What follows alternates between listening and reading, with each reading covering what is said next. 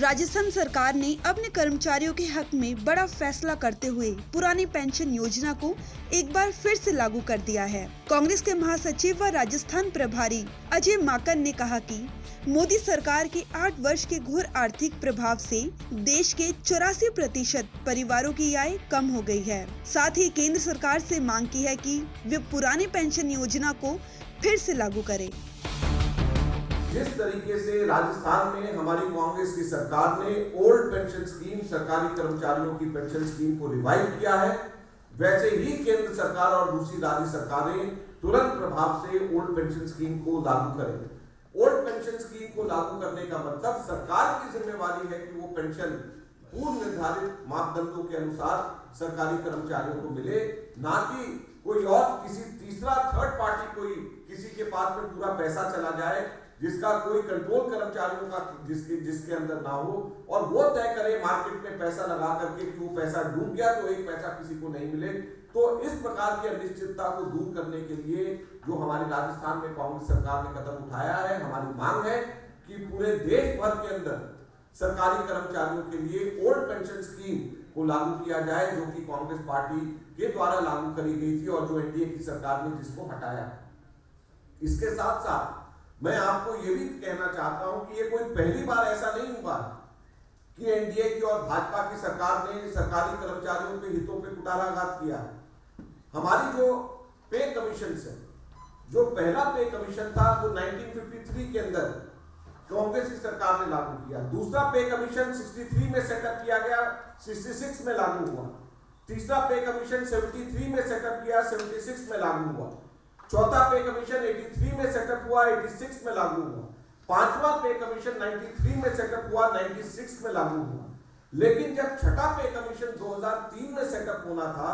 वाजपेयी जी की सरकार थी, भाजपा की सरकार थी, पहली बार आजादी के बाद ऐसा हुआ कि वो पे कमीशन सेटअप ही नहीं हुआ। जब उसके बाद 2004 में कांग्रेस की सरकार आई, 2005 में मनमोहन सिंह जी ने छठा पे कमीशन सेटअप किया और छठा पे कमीशन की रिपोर्ट 2007 में रिपोर्ट आने के बाद में एक साल पुराने एरियर्स के साथ में 2006 के साथ में लागू हुई। और आप किसी भी सरकारी कर्मचारी से पूछ सकते हैं, आज तक के इतिहास में सबसे बेहतरीन पे कमीशन अगर कभी रहा है तो वो छठा पे कमीशन था, जो कि कांग्रेस की मनमोहन सिंह जी की सरकार ने श्रीमती सोनिया गांधी जी के नेतृत्व में जो सरकारी कर्मचारियों को तोहफा दिया। यही नहीं, 2013 में 7वां वेतन आयोग स्थापित भी कांग्रेस ने किया।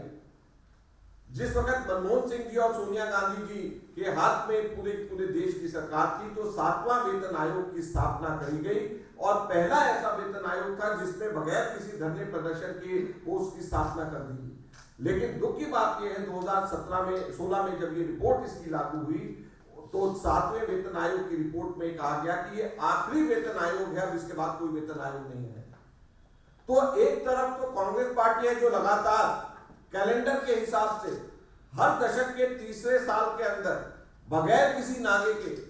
हर दशक के तीसरे वर्ष के अंदर पे कमीशन की रिपोर्ट आती है। छठे वर्ष के अंदर अगर लेट भी हो जाए तो एरियर समेत में उनको पे कमीशन के फायदे मिलते हैं। और दूसरी तरफ भाजपा की सरकार है, एक तरफ 2003 में किया नहीं, दूसरी वक्त 7वें वेतन आयोग के अंदर जो हम लोगों ने स्थापित करके गए उसकी रिपोर्ट में आए कि अब आगे से कोई वेतन आयोग की स्थापना नहीं होगी।